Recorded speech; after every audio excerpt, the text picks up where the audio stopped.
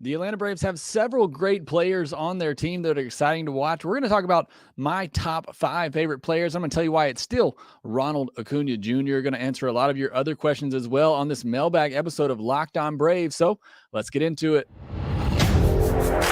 You are Locked On Braves, your daily Atlanta Braves podcast. Part of the Locked On Podcast Network, your team every day.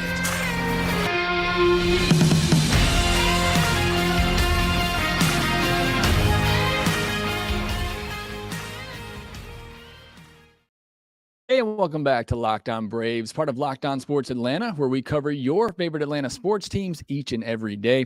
I am your host, Jake Mastroianni. You can follow me on Twitter at shortstopball. Also, make sure you check out my website, shortstopball.com, where I write exclusive articles, and you can see some of my other work as well. Make sure you follow the podcast on Twitter at LockedOn_Braves. Send in any questions, comments, or feedback that you have for the podcast. Always enjoy hearing from you and try to make this show as interactive as possible with you, the listener. Today's entire show is going to be built on our listeners as we go through a mailbag episode. If you're new, make sure you subscribe on YouTube. Up over 4,000 subscribers there. Appreciate the support. If you're watching this video on YouTube, do me a favor, hit that thumbs up button and that notification bell to help support the show. And thank you, as always, for making Locked On Braves your first listen of every day. It always is great to hear when people tell me that they turn on Locked On Braves, they get ready to go to work in the morning or on the way home. Certainly love hearing that. Today's episode is brought to you by FanDuel Sportsbook, the official sportsbook of Locked On. Make every moment more. Visit FanDuel.com/LockedOn today to get started. This is the mailbag episode of Locked On Braves. Got a lot of great questions. I'm really excited about this one. We're going to start out at the top talking about the top favorite players or the top 5 players on the Braves right now. So you want to give me your list in the comments, or if you're watching live, go ahead and put those in the chat section there, and we'll get to some of those. Some other good questions as well. Who should be batting leadoff? Should the Braves trade Ian Anderson? And some predictions for the upcoming season as well. But let's circle back around to that first question. This one coming from John Seeley, who says, me and my friends did this exercise, and I was curious about your list. Who are your top 5 current Braves? John says, my list is Riley, Ronnie, Harris, Strider, Olsen. Murphy will make his way on the list by the end of the year, I have a feeling. So this is a very good question and a fun exercise. And I'm assuming that this is best players that you believe, the top 5 best players on the team for the Braves. Chris Fields already chiming in, saying Acuna, Riley, Harris, Strider, and Olsen for him, but can't forget about Fried and Murphy. And I think that's what's so fantastic about this Braves team. There's so many to choose from. I'm sure there are some teams out there, the Pirates, who probably don't have 5 players that they can really get excited about, and certainly not 5 players that are all-star caliber. The Braves have 7 players, maybe more, who are all-star caliber that could make an all-star team in any given year. So that is certainly something to be excited about as a Braves fan. I'll say right now for me, my top 5 list would be Acuna at the top. I still think he's the best player on the team, and I'm assuming he's going to be back and be healthy. And if that is the case, he's an MVP level talent. What he gives you offensively, what he can do defensively. Again, when healthy, he was a shell of himself defensively last year, and certainly was not in his top performance offensively. But Acuna is still number 1 for me. And then I'm going to put Spencer Strider. You listened to the podcast this week. You know how big I am on Spencer Strider. I think he has the potential to win a Cy Young as early as 2023, and he's must-watch TV whenever he is on the mound. So I'm going to put Strider second on my list. And then it's the other young guy, and it's Michael Harris. I just think, again, his combination of defense and offensive ability to be able to do it on both sides just makes that far more entertaining as a fan to watch. So I got Acuna, Strider, Harris, and then I got Max Fried. I know some people are leaving him off their list, but I still love watching Max Fried work. I know it's a different type of enjoyment from when you watch Spencer Strider, who is just dominant fastball coming at you. But Max Fried's still just a lot of fun to watch as a pitcher in the way that he works at bats and he outsmarts hitters and gets that weak contact and makes them look foolish, getting them out front on that slider, that big curveball. I love watching Max Fried work, and he's somebody that goes out there and you feel like, he can go deep. He can go 7, 8, 9 innings just about every time out there when he's on. So I got Max Fried fourth.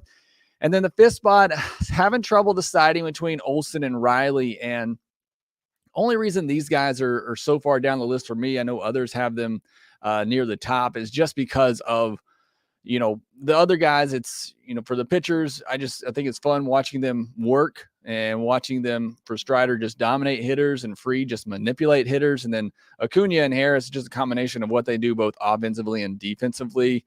For Riley and Olson, it's hitting the long ball. And I mean, it's fun and I love watching them do that, but I just value some of the other things that those four players in front of them do. I ultimately went with Olson, and I got a prediction coming up later in the episode as well involving Olson, which is why I'm going to put him fifth on the list for now. But how do you leave off Austin Riley, who's an MVP candidate? I think that just speaks to how deep this Braves team is. But my list was more so just on the enjoyment of who I enjoy watching play the most. So Acuna, Strider, Harris, Fried, and then I got Olson. I could put Riley on there, but I'll see some of your list in the chat section. Joseph Greenwell has Riley, Acuna, Fried, Olson, Harris, and Strider. So there, I leave Riley off, and Joseph's got him at the top. Hallen Brick says Acuna, Riley, Harris, Strider, and Olson. AG7 says Acuna, Riley, Harris, Strider, and Fried. Joe Mixon, Acuna, Riley, Fried, Harris, and Strider. And then William Fulgham was talking about Harris being the face in 5 years. I could certainly see that as well. So a lot of you, really excited about Riley and Acuna. I'm certainly ready to see Acuna have a breakout season. But great question there from John Seeley. Certainly enjoy that one. If you didn't get to watch live, make sure you let me know in the comment section on YouTube who your top 5 Braves players are. Next question comes from E. Goldie, who says, do you still see Ronald as a leadoff hitter, or would you move him into a more run-producing spot in the lineup? I wouldn't mind seeing MH2 at leadoff. Just curious of your thoughts. So this is another great question, and one we could spend a lot of time on. But I think ultimately, if Ronnie feels comfortable in the leadoff spot, I think you just let him stay there. If that's where he wants to be, not necessarily to just make a player happy, but if that's where he feels comfortable, especially in a year, expecting him to break out and be that MVP caliber, don't really want to mess with that. So if that's what he enjoys, that's what he wants, I wouldn't mess with him and I would leave it there.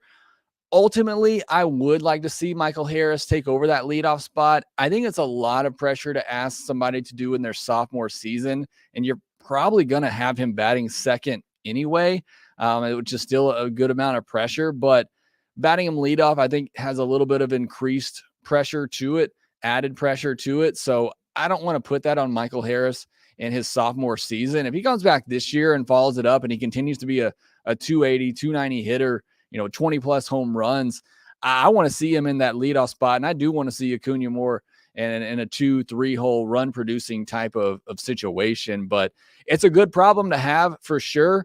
But I think eventually we probably see Michael Harris move into that leadoff spot and Acuna drop down to either second or third in the lineup. All right, next question. This one also from E. Goldie, who says, what other teams outside of the NL East are you excited to watch this year? So this is going to be an easy answer for me. I really didn't even give it much thought, but it's the Angels. And I know they're not a great team, but as long as Mike Trout is on that team and he's healthy, I'm going to watch the Angels every day if I get a chance. Mike Trout, to me, is the best player of all time. And so I certainly don't want to miss that when I have the opportunity to watch it. And then you throw Ohtani on that team as well.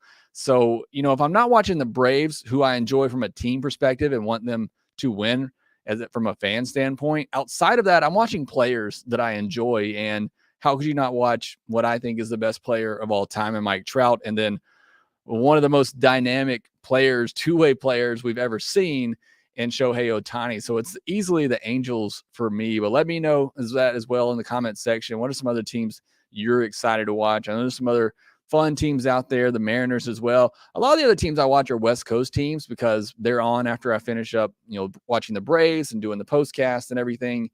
Then I'll turn on a West Coast game. So it's usually, the Angels, the Mariners, or somebody like that. The Padres, are a fun team as well. But let me know what other teams you're looking forward to watching.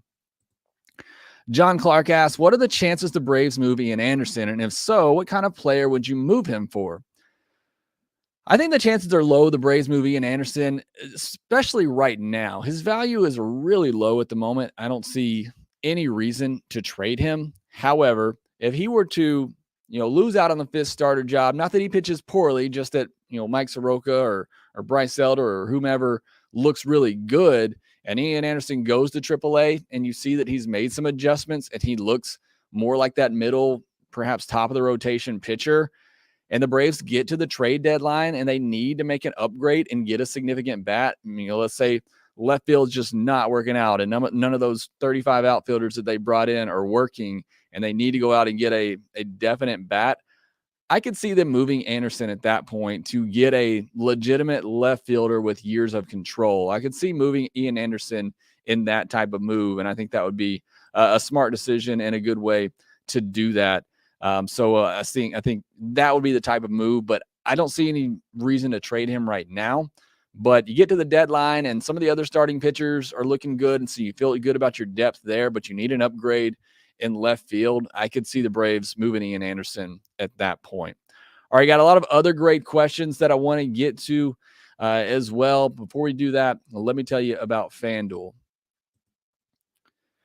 This year, the only app you need at the Super Bowl party is FanDuel, America's #1 sports book. We're really excited about our new sports betting partner for Locked On because they're the #1 sports book in America. And if you're new to FanDuel, that's even better. They have so many great features that make betting on sports fun and easy. Download FanDuel now so that you can bet Super Bowl 57 with no sweat first bet. You'll get up to $3,000 back in bonus bets. That's $3,000 back in bonus bets if your first bet doesn't win. Right now, the Eagles are the favorite for the NFL Super Bowl, but there's a lot of other bets going on as well for that. FanDuel lets you bet on everything from the money line to point spreads and who will score a touchdown. The FanDuel Sportsbook app is safe, secure, and super easy to use. And best of all, you get paid your winnings instantly. So join FanDuel today at FanDuel.com/logged-on to claim your no-sweat first bet on Super Bowl 57. That's FanDuel.com/logged-on. Make every moment more with FanDuel, official sportsbook partner of the NFL. Next question comes from Casual GA Sports Fan. Says, what's your outlook on left field and who are some breakout candidates at the position? I don't see a breakout player in left field this year. There's not a Michael Harris or anybody who's going to come out and just all of a sudden burst onto the scene. The Braves don't have that type of player. If they did, it probably would have been a Drew Waters or a Justin Henry Malloy, who they have traded at this point. But I don't see, a breakout prospect or anything. I think at best, maybe you get a couple of hot weeks of Sam Hilliard or a couple of hot weeks of Jordan Leplow, something like that, like you had with Travis Demerit last year. One of those guys just gets hot and you ride that bat for a week or two. But other than that, I don't see somebody breaking out and all of a sudden becoming a 4-win player in left field. I think best case scenario, Eddie Rosario has a bounce back year and he looks solid with the bat. He looks average to above average with the bat. He's going to give you below average defense, but I still think he has the potential to be a 2-WAR player, which is all the Braves really need in left field and batting 8th, 9th in the lineup. If they can get that out of left field and everything else is what we expect it to be, then I'll certainly be happy. But that's really my outlook on left field. Can you give me 2 wins? Can you give me a 2-win player in left field this season for the Braves? That's all I'm really asking for. I just need average output out of the left field position. Next question is from Joshua Daniels, who says, it's been a while, but will a Braves starting pitcher reach 300 strikeouts, and will a Braves player win a Cy Young? So, Josh, and if you haven't listened to the podcast, on Wednesday's podcast, I talked about Spencer Strider and how I think he can win the Cy Young, and I think he has the ability to do so and do so rather quickly. So I certainly think the Braves have a player who can win a Cy Young. They have 2 players who can win a Cy Young. Let's not forget Max Fried finished second in the NL Cy Young voting last year. So they certainly have 2 guys on the staff right now who are capable of winning the award. Reaching 300 strikeouts, that might be even more difficult, which is kind of crazy to say. but not a lot of people do that. Last one was Justin Verlander, who did it in 2019. It took him 223 innings to hit that 300 mark, right on the nose. He had a 12.1 K per nine that year. In the same season, Garrett Cole did it in just 198 and a third innings, which was the second fastest to reach 300 strikeouts, with Randy Johnson being the first. He did it in 197 and 2/3 innings. So can Spencer Strider do it? Yes. Probably not in 2023, but maybe in years to come. If he can reach 200 innings and he continues striking out batters at a K per nine of over 13, he has the capability to get it done. I still think it's pretty far stretched because it just doesn't happen very often. But in that year that Cole did it in 197 and 2/3 innings, he had a K per nine of 13.8, which is the exact K per nine that Spencer Strider had last year. Now, can he keep that up over a 200 inning workload? That's yet to be seen. Can he handle a 200 inning workload? That remains to be seen. But if he were to get to that level and maintain the K per nine that he has, around 13 strikeouts per 9 innings, then he has a possibility of reaching 300 strikeouts. So to answer your question, Josh, I think yes. I think the Braves have two pitchers right now who are capable of winning a Cy Young, and I think they have a pitcher in Spencer Strider that's capable of getting to 300 strikeouts if he can get to 200 innings. I think he has the ability to get it done. Next question from Chris Shaffey says, what Braves player will lead the team in average and home runs? So a little bit of a prediction, and we'll probably do a full predictions and projections episode, I'm sure, as we get closer to the season. But if I had to predict right now, I think there's a chance Acuna leads the team in both and has over 40 homers and hits 290 or higher. But I'll say for right now that Acuna leads the team in average. I think he hits 290 or higher. I think the Braves are going to have a lot of hitters in that 270, 280 batting average range. Perhaps it goes up a little bit more with the shift going away, but I think Acuna is probably the highest in the 290s. And I'm going to say Matt Olson leads the team in home runs with 42. I am really big on Matt Olson having a huge year in 2023 and breaking out with the bat, even more so. He wasn't bad last year, but I just think he has the potential to hit 40 plus home runs this year. And I think he does that. He probably leads the Braves. Another question from Chris Shaffey, who says, do you see Ozuna gone by the All-Star break? And then another prediction from Chris, what starting pitcher will get the most wins and the lowest ERA? So to answer the predictions one first, I think Fried gets the most wins. I'm going to predict 17. And then I think Strider has the lowest ERA. I'm going to guess 2.43. And I don't think Max will be that far behind them. But I'll go with those for the predictions. And I talked about this at the end of yesterday's podcast where I ranked the non-roster invitees that the Braves announced. I think Ozuna's gone by the All-Star break. I think he breaks camp with the team, and he probably gets 100, 150 at bats. And if things aren't looking better on the field, certainly, hopefully things can't get worse off the field, I think he's gone by the All-Star break, especially if there's somebody else pushing for that roster spot and he's not giving the Braves much of anything, which all he offers is home runs, essentially, then I think he's gone. And I think I'll predict that happens by the All-Star break. All right, final question from Twitter, Baltimore Braves fan. Now that we've had the non-roster invitees list, care to make a projection on the opening day lineup rotation for the Gwinnett Stripers? So I don't know if Baltimore was serious about this or not, but I broke it down a little bit, and I'm sure I'm going to be way off on this, but I'll give it my best shot. So projecting the roster for the Gwinnett Stripers, at catcher, I got Chadwick Trump. At first base, Ryan Castile. Second base, Adrianza. Shortstop, Braden Shoemake. Third base, I have either Hechavarria or Joe Dunnan.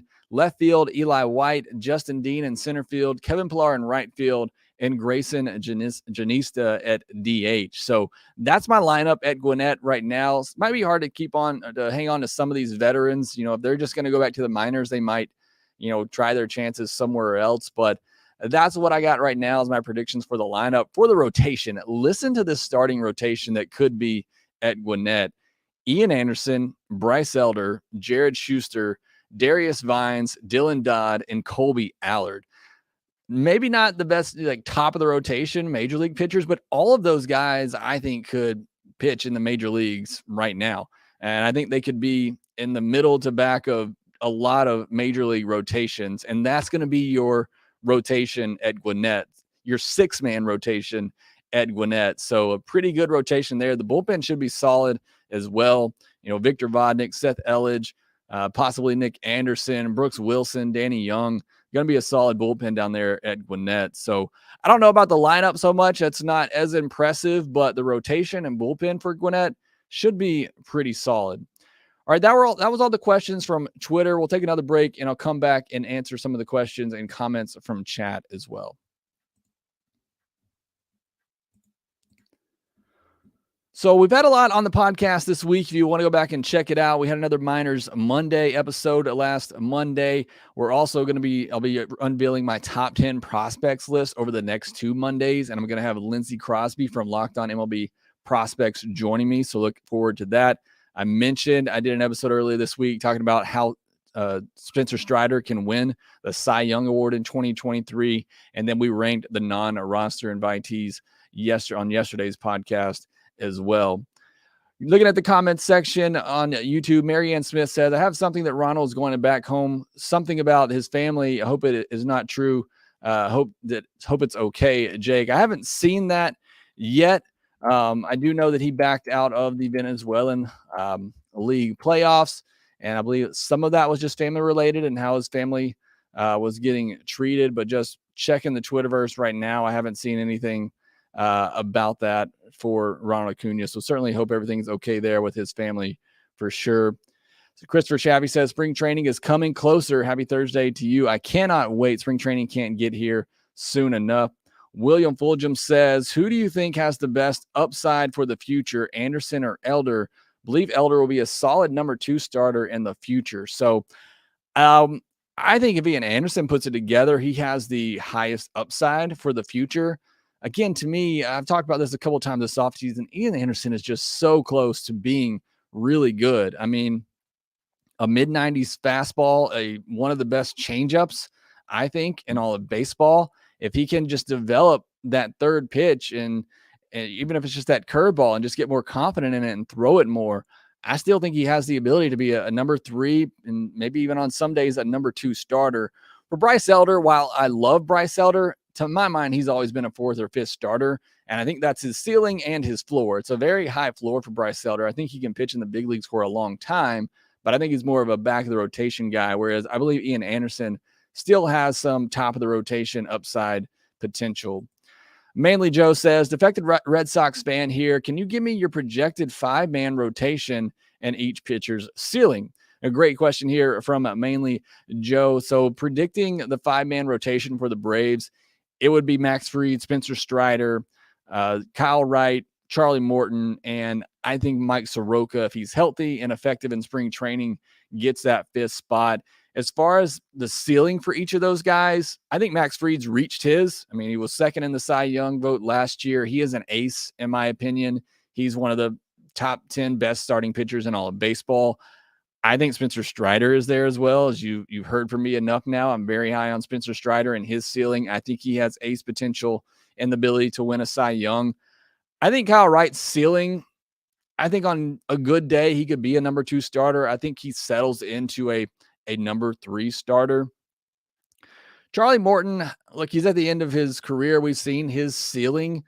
I still think even this upcoming year on a good day, Charlie Morton can be a top of the rotation type of pitcher just because of the dominance that he has and the strikeout capability that he has. There's days Charlie Morton could look like a number 1 starter, but as we saw last year, there are days if he's getting bit by the home run ball, he's having trouble breaking off that curveball, and he's hitting people in the back foot with it all the time.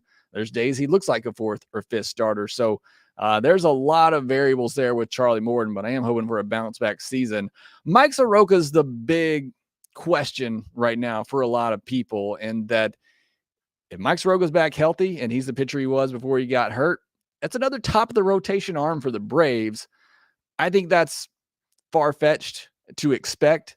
I would put his ceiling right now as a number 3 starter. if, everything kind of clicks and, he gets back healthy and gets on the mound, which would just be amazing if he can do that alone. But I still think his ceiling's probably a number 3 starter at this point, which again goes to speak of this Braves rotation where you could pretty much say that the ceiling for all these starters is a 1, 2, or a 3. And that's pretty incredible to say. And even like I talked about with Ian Anderson, I think he has a ceiling as a number 3 starter if he puts it all together. So it's really incredible depth for this Braves starting pitcher. Joseph Greenwell says, let Acuna play a leadoff and break Ricky Henderson's leadoff home run record. I think he could certainly do that if you leave him there for his career, but I do think he moves down eventually, especially if the speed starts to go, which I don't expect that to happen anytime soon. But, the wear and tear on those knees, especially after the ACL injury, if he slows down a bit, perhaps you move him down into the 3 spot. William Fulgham says his lineup would be Acuna, Harris, Riley, Olsen, Murphy, Darno, Ozzie, Rosario, and Grissom. I certainly like that lineup a lot.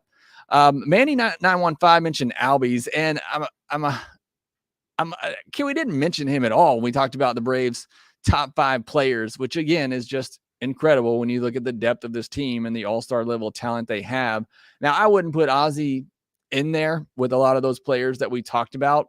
He's probably 6th or 7th on that list, which is just crazy. But you talk about just pure excitement.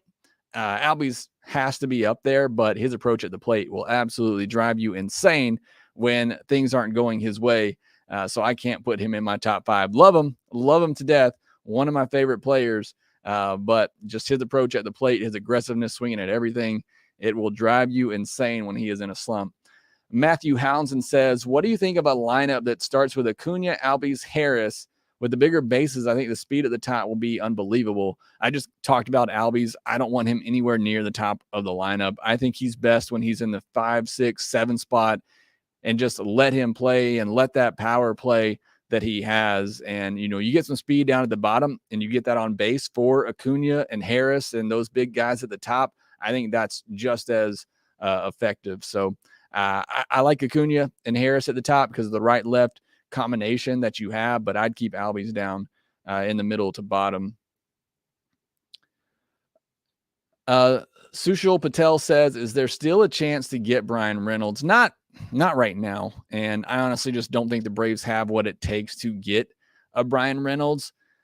It could be a situation like I talked about earlier. If Ian Anderson kind of shows signs of breaking out, maybe you trade him, maybe you trade AJ Smith-Shawver, maybe you trade your top 5 guys in the farm system because the Pirates need arms and the Braves do have arms. I don't think a lot of them are elite level type of arms, but you throw a lot of arms at them and maybe you get something done. But I just think it's far-fetched, certainly not happening before the season. And I don't think it happens in the season either. Kyle Ochoa says, with that hot streak we got from Demeritte last season and our gaping hole in left field, I'm very curious why we didn't at least sign him to a minor league deal and give him a shot to come back. Possible, Demeritte could be, and I haven't seen if he's signed with anybody yet, but maybe he's looking for just a better opportunity and an easier path to the big leagues. Sushil Patel says, sign Andrelton Simmons, or he says Grissom, Soroka, and Ian for Reynolds. I probably think they'd want some. Soroka's only got 2 years of control left. They really have no need for him, and they'd probably would need some more younger pitching in that type of deal. But then Sushil Patel said, go out and sign Simmons for shortstop. Simmons isn't an everyday shortstop at this point, but would love him to come and help Grissom defensively, help him mature. William Fulgham with a prediction that Acuna, Riley, Harris, and Olsen all hit 40 home runs. That would be a lot of fun. I don't think Harris gets there, but I would not be surprised at all if Acuna, Riley, and Olsen all hit 40-plus home runs this year. AG7 says, barring injuries, do you think the split contract relievers will start in AAA? Chavez, Nick Anderson, and Stevens. Anderson has the upside, but Chavez and Stevens are the long relief guys. If I had to guess now, I'd say Nick Anderson probably starts at AAA, even though I'm very high on Nick Anderson, and I love that signing. But I would give Chavez and or Stevens the nod just because they would be those long relief guys that can come in, especially early in the year where pitchers may not be going as long, and they can come in for garbage time or they can come in extra innings. So that's why I'd give Stevens and Chavez the edge out of spring training. Nick Young says, you think if Snit goes down, I'm not sure what that question is. I apologize. But Nick, if you want to ask that in the comment section, not really sure where you were going there. And that's sometimes the problem with reading these comments live. So I apologize for that. But I do thank you for all the great comments and questions, whether you're watching live and asking or those who asked on Twitter. Always great questions on these mailbag episodes. But that will do it for this episode of Lockedon Braves. Thanks as always for making Lockedon Braves your first listen of each and every day. Make sure you follow the podcast on Twitter at @Lockedon_Braves. Make sure you follow me on Twitter at @ShortstopBall. Make sure you go make your second listen of the day, the Locked On MLB podcast, where you can hear me over there with Paul Francis Sullivan as he interviewed me the other day talking about the Atlanta Braves and the upcoming season. But Paul is a great brings humor, passion, and a unique perspective on every team, talking about the biggest stories from around the league. Again, thanks for listening. Make sure that you rate, review, and subscribe to the Locked On Braves podcast wherever you get your podcast, and we will talk to you next time.